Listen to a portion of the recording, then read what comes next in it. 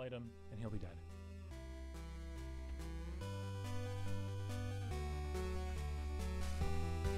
He's dead. We did it. We fucking did it. We got a fucking Starforge. Oh my god.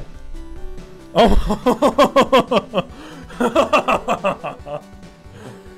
We made back our money. Good evening, everyone. My name is Octavian, and I've got a build for you that I hope will be interesting enough to overlook my lack of an enticing Australian accent.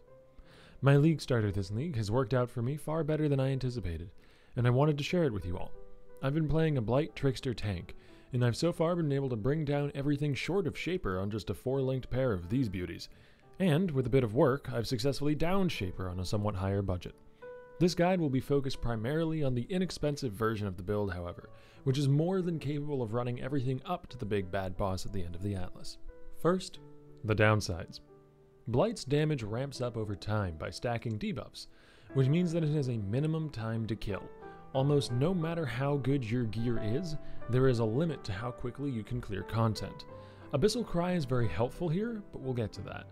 The other downside to Blight as a skill is that it does not hit, and therefore cannot stun, but this is a minor little inconvenience compared to the incredibly powerful hinder effect that it does employ. Now, some upsides. Thanks to Trickster, this build is able to achieve upwards of 2,000 life regenerated a second, and thanks to curses, blight, fortify, block, dodge chance, and a few other minor mitigation methods, we almost never take damage in the first place. So while the build is relatively low clear speed, it is capable of running virtually any content in the game, and I have done some truly rippy maps with this. Our main skill, Blight, is obtained through a 4-linked pair of Allelopathies, a new unique glove released with the Fall of Oriath expansion that gives us access to a level 22 Blight. These gloves are good enough to carry us through everything up to Shaper and Uber at Ziri, where a 6-linked chest piece will start to be the better option.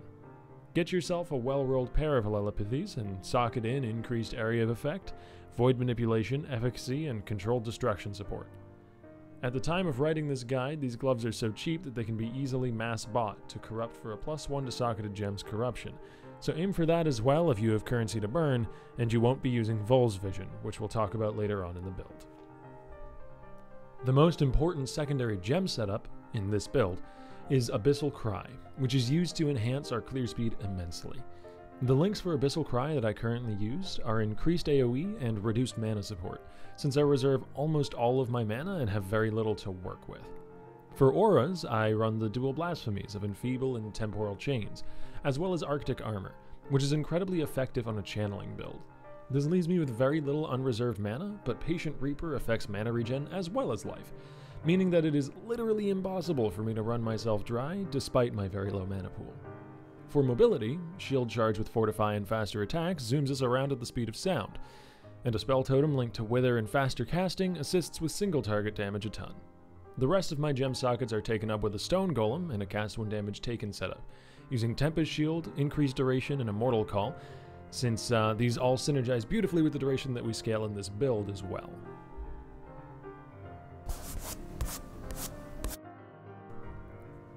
This passive tree prioritizes life, chaos damage and damage over time, skill effect duration, and regen.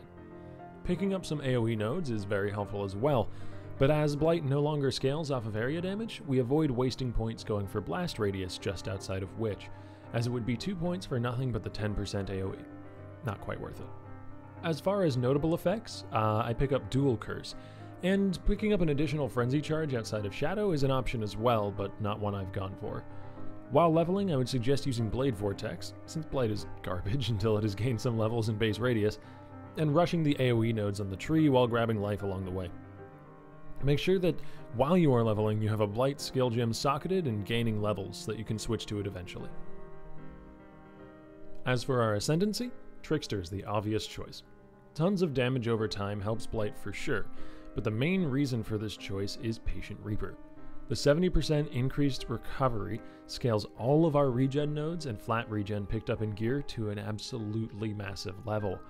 This is what allows us to hit numbers like 2,000, 2,500 life regenerated a second, literally recovering a third to a half of our life every single second. It's like being under the effect of a health pot, or better, all the time. Swift Killer's buff makes it crazy for damage over time builds as well, providing 40% damage and the benefits of 4 frenzies, power charges being essentially useless aside from the dot scaling. Get Swift Killer first, and then Patient Reaper from Cruel. In Merciless Lab, pick up Walk the Aether. This provides a significant amount of attack and cast speed, and it makes Shield Charge feel nice, and Blight stacks much faster. Finally, I go with Ghost Dance in the newly branded Eternal Labyrinth, to obtain a bit of dodge chance and movement speed out of combat.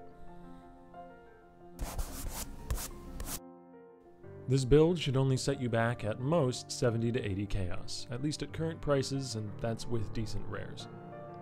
You will need a pair of Allelopathies, the new gloves which cheat out a level 22 Blight for very little investment.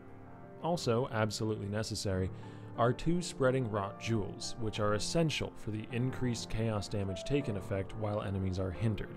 One of these you can pick up while leveling through the story, as you can get it as a quest reward in Act 5, and the other one should cost you a chaos or less on PoE trade. For our weapon slot, Breath of the Council is best in slot, and also the most expensive piece of unique gear at around 20 to 30 chaos at time of recording. A Divinarius is an okay stand-in, but you should really prioritize this item. It is insane for this build, with very high chaos damage, AoE to help with our abysmal starting area on Blight, and most importantly duration.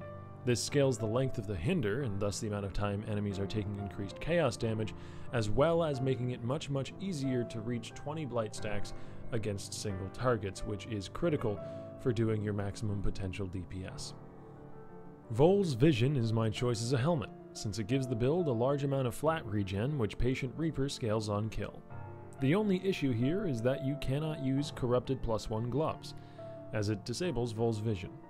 I also combine this choice with an Immortal Flesh in the belt slot, which accomplishes the same thing, lots of flat life regen.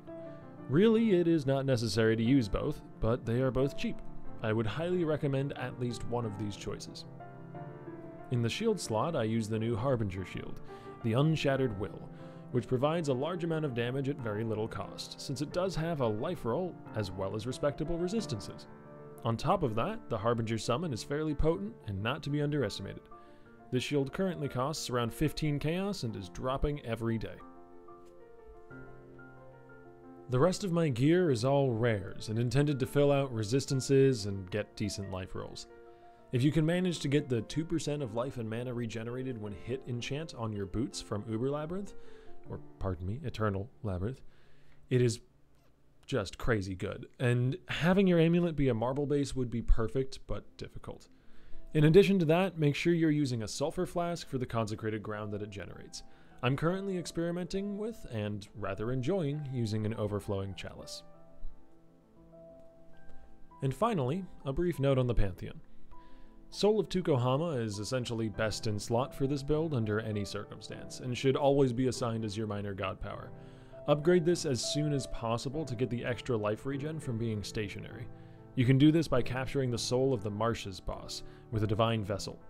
For your major god power, Brine King is very useful for avoiding stuns and reduced chill effect, which you gain from capturing the Waterways boss. 80% of the time I'll have this one equipped. I think that just about covers it though. This build has managed to clear some absolutely crazy content, with any map mod aside from no life and mana regen being perfectly fine for it to run. There is still room for me to improve it, and I will be aiming to release a follow-up video soon with updates on how I've changed it when I do so. For now, thank you for watching, and I hope you have a great rest of your life. If you enjoyed the video, you can always subscribe here on the YouTube channel for more content that comes out every other day, and potentially more build guides in the future as I make more builds, or you can always follow me on Twitch. My Twitch link is going to be in the description below this video, and I do stream there daily, so if you liked what you listened to and watched, there's a lot more of it to go and find. Thank you all for tuning in, I hope you enjoyed, and I'll see you next time.